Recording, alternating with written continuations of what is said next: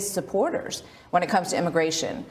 Initially, during the campaign, for sure, Ann Coulter, Tucker Carlson on our own network were really felt very betrayed by what the president said at that table yesterday, that he sort of gave away the farm on the issue, that he said, just bring me something, bring me whatever you want and I'll sign it. I'm all for a pathway to citizenship. They felt that the issue of the wall and creating a border that is impenetrable and sending people back who are here illegally was swept away with that discussion yesterday. Well, nothing could be further from the truth. And the president made that clear a little later in the day, that this president, this administration are absolutely committed to keep the promises we made to the American people. I mean, as the president said last weekend at Camp David, there's no DACA fix without a wall. We're going to build a wall, and we're going to end chain migration, or we're going to end the visa lottery program. And we're going to deal with DACA, but we're going to do it in a way that will meet the expectation of the American people. I have to tell you that what the American people saw yesterday is something that, you know, as I said before, I see every day. As vice president, I spend 3 or 4 hours a day with the president, oftentimes in the Oval Office and in meetings near the Oval Office. And I'm absolutely confident on this issue and on a broad range of issues, whether it be infrastructure, rebuilding our military, that this president is going to continue to bring that great leadership quality that he has to bear, leadership that has resulted in a growing economy and restored American credibility in the world. And we're going to solve this issue and keep America moving forward. I just want to go back one more time on the leverage issue, though, because Dianne Feinstein, Senator Feinstein, yesterday at the table said, let's just do a clean bill on continuing the government, continuing resolution. It ends January 19th. Let's just get that done, and we'll deal with DACA later. Is that the way the White House sees it at this point, given this ruling?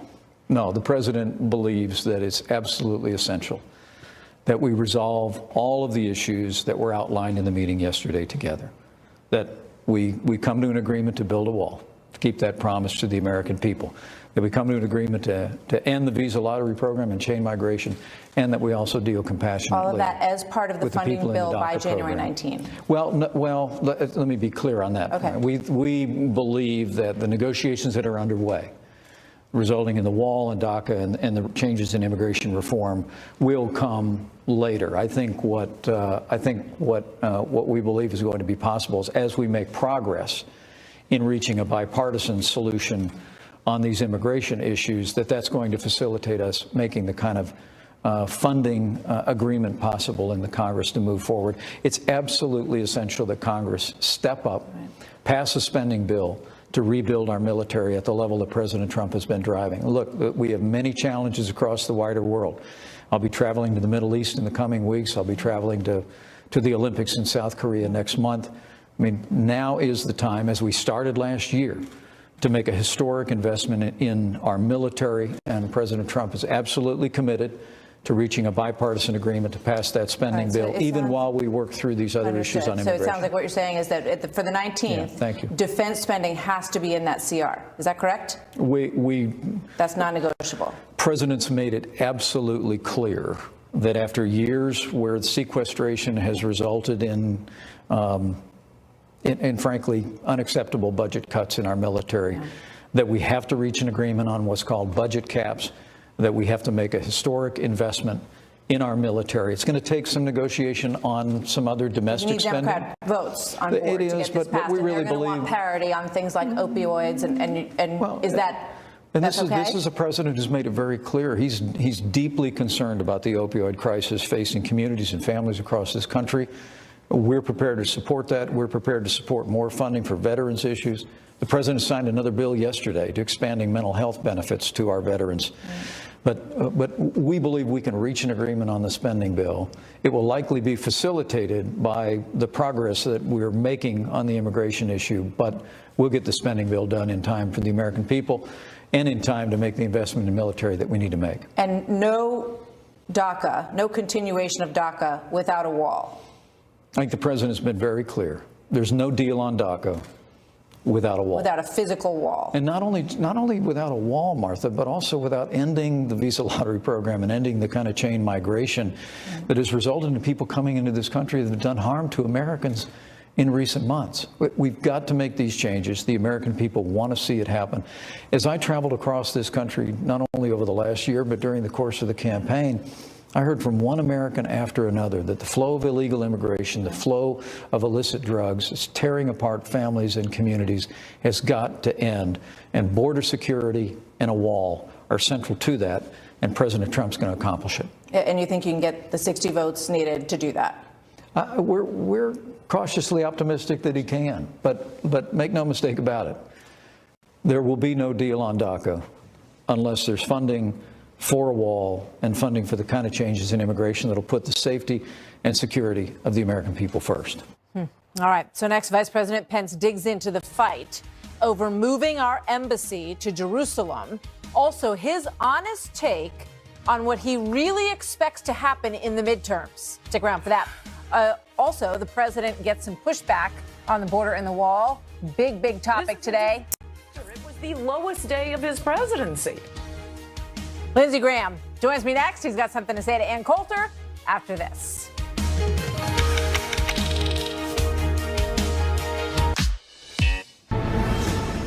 I feel having the Democrats in with us is absolutely vital because this should be a bipartisan bill. This should be a bill of love. Truly, it should be a bill of love, and we can do that. President Trump promising a bill of love during his extraordinary bipartisan immigration meeting. Some conservatives, though, slammed it as, quote, a DACA love fest. But others, like Senator Lindsey Graham, were all aboard the love train. I don't know if the Republican and Democratic Party can define love, but I think what we can do is do what the American people want us to do. Moments ago, I spoke to Senator Lindsey Graham about that. A lot of talk about love in that meeting yesterday, and I know that you felt that it was an extraordinary meeting, which I think a lot of us who watched it thought it was pretty incredible in a number of ways. You should do it once a week, right? Let me play for you what some of the critics had to say, and I want to hear your thoughts. Go ahead. I think Donald Trump got his Gang of 8 tattoo tonight, and the members only jacket for Rhino Cuck Immigration Squishes, because this is a guy who literally sat there today and shredded the entire Bannon Steve Miller agenda. When Kevin McCarthy is the hardliner on immigration in the room, I think we can call this the lowest day in the Trump presidency. Those folks are not too happy, Senator Graham. Well, that's okay. Those folks don't have to solve problems. The president does. He's got to work with Democrats to fix problems like immigration. They don't. They're pretty much outliers when it comes to where the American people are. 62% of the Trump voters support a pathway to citizenship for the DREAM Act kids if you secure the border. We're not going to have a deal without a wall component. You need a wall component. I think the president did a fabulous job of talking about this problem. He did it in a smart way, in a compassionate way. And, his job is not to sell books. His job is not to carry a TV show. His job is to solve problems, and he's got to work with Democrats. And I was proud of my president yesterday. I mean, I think everybody who listens to you can completely understand the task that you all have at hand. And I think whenever anyone runs for president, they tend to run, sort of with a stronger stance on certain issues. And then when they hit the reality of getting things done, as this president seems to want to do, it changes a bit. But it's very interesting when you look back at some of the rhetoric from the campaign. Jeb Bush was the one who talked about it being an act of love, and he was lambasted by the president. Watch what was posted by the Trump campaign during the campaign. Yes, they broke the law, but it's not a felony. It's kind of it's an act of love.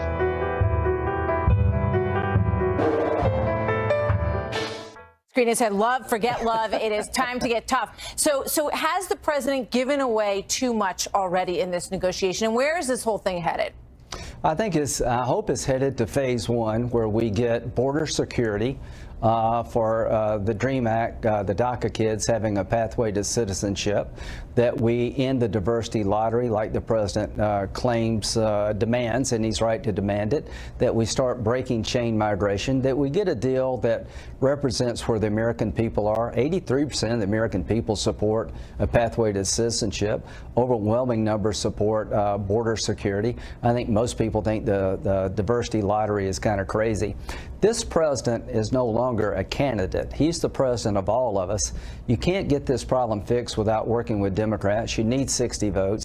And what I saw yesterday was a man who understood the issue, was in command of the room, listened intently, is going to take this country to a solution. For 10 years, I've been working on this. Obama tried it, couldn't do it. Bush tried it, couldn't do it. Donald Trump will be the president that can do it. He's got credibility on the border security issue that nobody else has. He does have compassion in his heart for these kids. We're going to get a good deal under his leadership. And the difference between being a radio talk show host and a TV personality and president is that as president, you got to solve problems. Let me ask you before I let you go, when is it going to happen? When is that going to happen? Is it going to be part of this continuing resolution? Is any of it going to be part of that? Or is that going to be a clean bill that gets passed on the 19th? I talked to the vice president about this morning. Or is it, and then it comes later? How do you see it right now? Right. If it doesn't happen in January, I'm not so sure it's ever going to happen.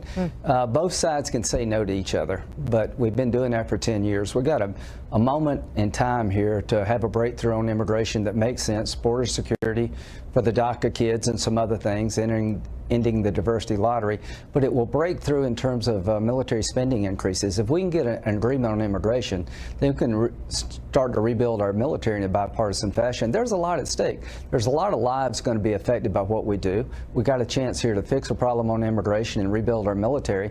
And I'm urging the president to continue what you did yesterday, lead this nation, challenge Democrats to meet you in the middle, and get this thing done. Mr. President, you're the right guy at the right time. You can do it. Nobody else has been able to do it, and I want to help you. It sounds like you and the White House are on different pages in terms of timing, so that's something that's going to have to be resolved, and right. We'll stick around for the next chapter on that. Senator Graham, always good to talk to you, sir. Thank you so much for being on the story tonight. Thank you. So Dianne Feinstein says that she is not alone, but an illustrious company of those given nicknames by this president. He responded to her move, releasing the closed-door testimony of the head of Fusion GPS this way. The fact that sneaky Dianne Feinstein, who has on numerous occasions stated that collusion between Trump-Russia has not been found, would release testimony in such an underhanded and possibly illegal way today without authorization is a disgrace. Must have tough primary, he writes. Here now, Alan Dershowitz, Harvard Law Professor Emeritus. Alan, good to see you tonight. Was it sneaky of Dianne Feinstein to do that, or in your mind, was she in the right? Well, she did it openly. You know, many years ago, I represented Senator Mike Gravel when he released the Pentagon Papers as a member of the Senate. That's the job of senators and congressmen. There's nothing sneaky about it. There's certainly nothing illegal about it. Now, you can question whether a minority member of a committee without authorization from the majority should appropriately do it. That's an issue for the committee to resolve. It's an issue for the Senate to resolve. But under our separation of power system, it's really not an issue for the President of the United States to declare to be either sneaky or criminal. Yeah. I mean, some others on the committee are concerned that it might chill others from coming forward and having those kinds of interviews. Jared Kushner's one of them. And that's a fair point. All right. I want to ask you about Michael Cohen, President Trump's personal lawyer, who today said enough is enough. He's going to go after BuzzFeed and CNN for releasing the contents of the dossier. Does he have a case? Well, he's going to withdraw the case because the first person that BuzzFeed and CNN will call as a witness at the deposition will be President Trump. And they'll ask President Trump under oath about the dossier. And that's the last thing a lawyer wants to get his client in trouble over. So I'm not sure whether Cohen got the authorization of his client, the president, to file this lawsuit. The lawsuit will, in the end, I believe, be withdrawn because I don't think that Cohen's going to want to allow the critical witness to this lawsuit, the President of the United States, to sit for hours and hours and perhaps days and days of depositions. Civil lawsuits are two-edged swords. When you bring them, you subject yourself and witnesses to the legal equivalent of a colonoscopy. And what about the libel case that the president wants to? He doesn't want to bring a case, but he wants to open up for discussion the libel laws in this country because he feels the subtext in all of this was the Michael Wolff book, and he's lashing out against it. Again, it's a two-edged sword because if he makes libel laws more open-ended, he will be one of the first people to be sued for a defamation for many of the things he said. It sounds to me like this is a bluff. Now, there are changes in the libel laws that should be made. For example, you can say anything about anybody as long as you put it in court papers. And that exempts it from libel. And a lot of unethical people and unethical lawyers do that. They hide defamation in lawsuits. And that should be changed. And there are other improvements that can be made to defamation laws. But a broad-based change in defamation laws would be inconsistent with the First Amendment. Alan Dershowitz, thank you very much, sir. Always good to see you. Thanks for coming on tonight. Thank you. So there's now some polling available in what a Trump-Oprah matchup would actually look like. Karl Rove has brought numbers to back up his argument. Straight ahead. And also up next, my exclusive interview with Vice President Mike Pence. His new message from the White House for Kim Jong-un is next. The message the president sent me to deliver a year ago is the same that I will deliver when I arrive in Korea again and I visit Japan again. And that is that the era of strategic patience is over. The focus of the world will soon be on the Korean Peninsula as South Korea hosts the Winter Olympics. And for North Korea, that means plenty of propaganda is in the works right now. The North is reportedly planning to send its popular cheer squad to the games, a group of young women, typically about 20 years old, but the description said some of them are younger than that. They have the right ideology, these young ladies, according to the regime. The women are screened to ensure that they will be unlikely to defect or to be affected by other cultures when they travel, or, God forbid, to have pro-Japan views in their family. Kim Jong-un's own wife was once a member of that squad. Earlier today, I spoke with the vice president about North Korea and other hot spots in foreign policy. Here's part 2 of our exclusive interview. In terms of South Korea, jumping to the opening of the Olympics, which will represent the United States and our delegation at, which is very exciting. What do you make of the sort of softening between North Korea and South Korea in their allowing their team, small team, to participate in the Olympics? What does that signal to you? The president sent me to the region a year ago, and I'll be honored to lead a delegation to the Olympics in South Korea in the next month. But the message the president sent me to deliver a year ago is the same that I will deliver when I arrive in Korea again and I visit Japan again, and that is that the era of strategic patience is over. For literally 2 decades, one administration after the other has exercised a level of patience and negotiation that has resulted in the dictatorship in North Korea developing ballistic and nuclear missiles that may well threaten the United States of America as we speak. That's unacceptable. President Trump has brought unprecedented economic and diplomatic pressure to bear on the regime in Pyongyang. We'll continue to do that. Part of my message in going is going to be to stand with those American athletes and know that we're cheering them on and wishing them well. But the underlying message is the president is sending us there to make it clear that we stand with South Korea, we stand with our allies in the region, and we will continue to bring maximum economic and diplomatic pressure to bear until North Korea abandons its nuclear and ballistic missile programs that threaten the United States of America. In terms of Egypt, which you will also visit, there has been some anger there over the decision to move the capital of Israel to Jerusalem. Your meetings were canceled with the Coptic Christian leaders, with Mahmoud Abbas. Can you really move the peace process forward if you can't meet with that side of the equation? I'm looking very much forward to meeting with President El-Sisi in Egypt, King Abdullah in Jordan, and also visiting Israel. I mean, it was more than 20 years that one administration after another and one Congress after another recognized that Jerusalem was the capital of Israel, but no American president would step forward and make that decision a reality. President Trump had the courage of his convictions to recognize Jerusalem as the capital of Israel, and it'll be my great honor as vice president to visit and affirm that decision. That being said, the president also, in making that decision, Martha, said that if the parties can agree on a two-state solution, that we'll support it, that the president recommitted the United States to engagement in the peace process. And what I'll tell President El-Sisi and King Abdullah and other leaders in the region is that we remain committed to peace. But what the president did in making that decision and in making it a reality was he essentially took off of the table an issue that really wasn't negotiable to this administration or to the American people. Jerusalem is the capital of Israel. The president said that we have recognized the obvious, we have affirmed the will of the American people, but now our hope is that we can move forward and begin to discuss those issues that can be negotiated in the hopes of achieving a lasting peace. So what concrete steps have been taken so far to actually move the embassy there?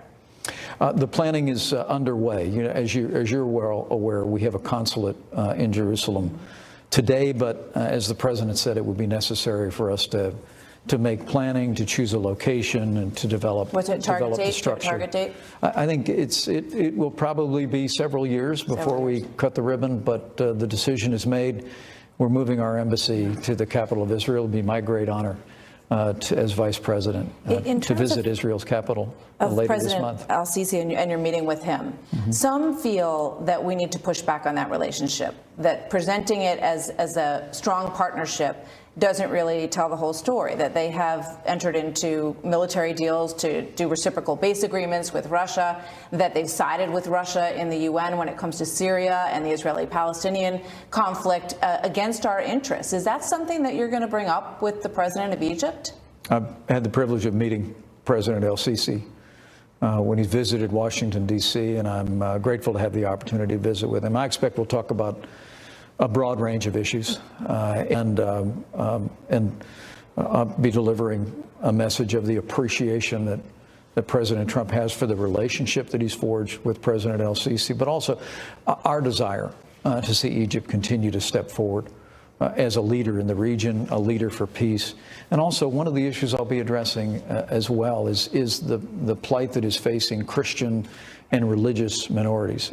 Egypt has seen in recent days even great violence against Christian churches. And at President Trump's direction last fall, we're reorganizing USAID funding to go directly to Christian NGOs in the region, not only across the Arab world, but specifically in areas of Iraq and Syria beset by war. But just to follow up, in terms of aid to Egypt and military funding, there's been discussions about cutting that back in the Trump administration.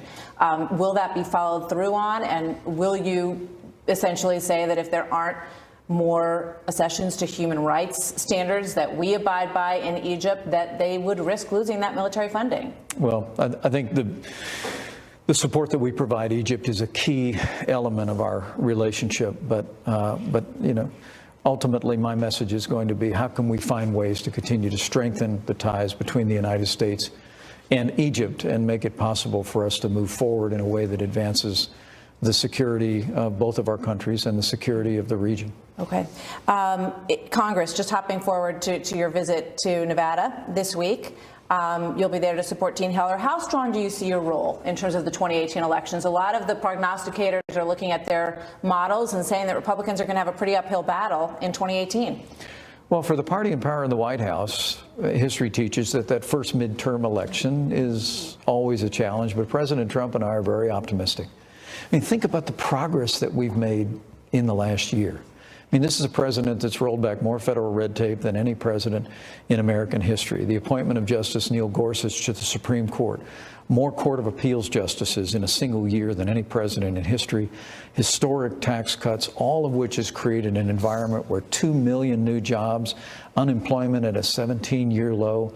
You've reflected on African-American unemployment is at a 17-year low as well in this country.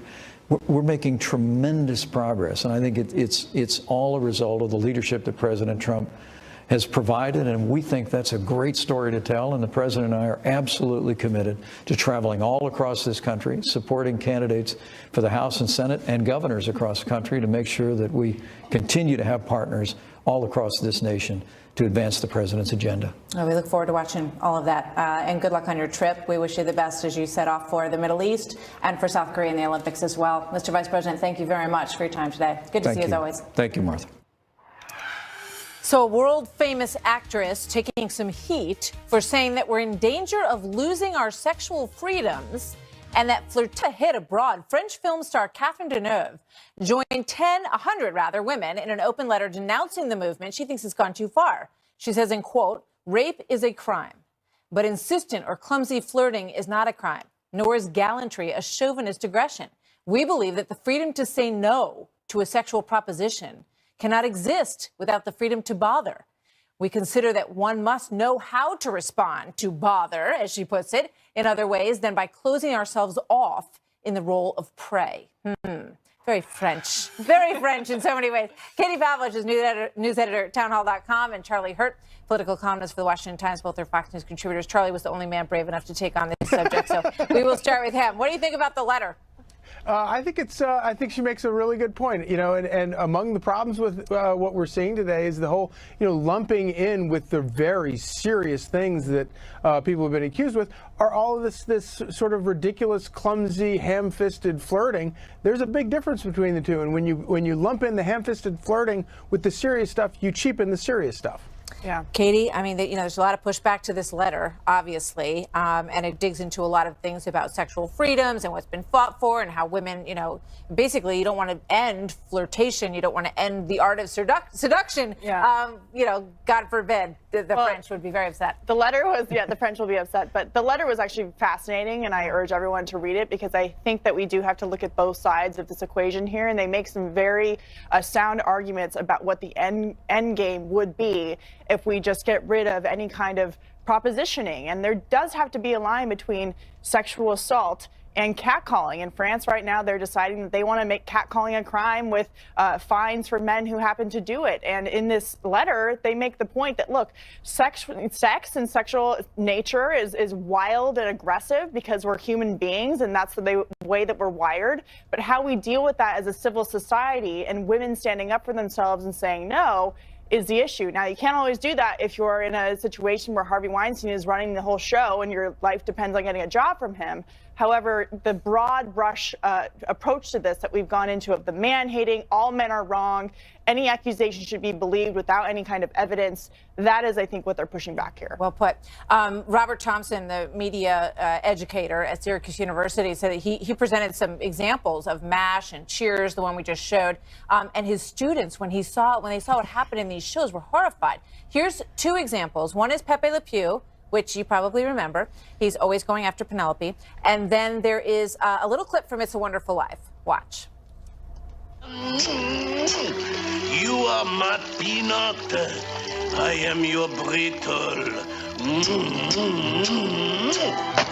This is a very interesting situation. Please give me my robe. I'll call the police. They're way downtown. They'd be on my side, too. Then I'm going to scream. Maybe I could sell tickets. And the MASH scene, was a little bit more aggressive. The shower curtain came down on Hot Lips Houlihan, as she was called, and she was horrified, but they were always giving her a hard time. But Charlie, it's like the students watching this, and they see things very differently than we did growing up. And unfortunately, I think a big part of that is the fact that they see everything through sort of a legal lens or an HR lens or some sort of, lens that sort of takes away all of the human aspects. So at the end of the day, and we've talked about this before, at the end of the day, it's all about human decency and it's about respecting one another. And if you follow those basic rules about respecting one another, it's going to be fine. It's going to work out just fine.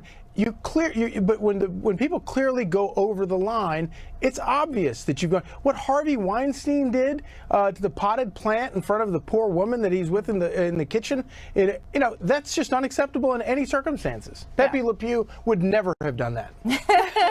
He's very aggressive, though. Katie, what do you think? I just watch those clips and think, thank God I am married because I don't have to deal with the dating world anymore because that's exactly what it reminds me of. But on a more serious note, I don't think you have to look back in time at pop culture in America to see this problem. If you look at recent Hollywood films that are out today, the objectification of women is at center in Hollywood now. And until that changes, until sex is not the center of what they do in Hollywood, I just don't see the attitude around using women for that purpose changing That's such either. a great point. You think about some of the crude stuff that the kids in that class are probably passing around on their phones and thinking nothing of, and they see that and all their alarm bells go off. Thanks, you guys. Great to see you both tonight. Thank Charlie you. and Katie, thank you. So the results just came in. We're fast forwarding a bit here. Who would triumph if it actually came down to President Donald Trump versus Oprah Winfrey? We will show you the numbers, and Karl Rove has some numbers he wants to crunch on this issue on the whiteboard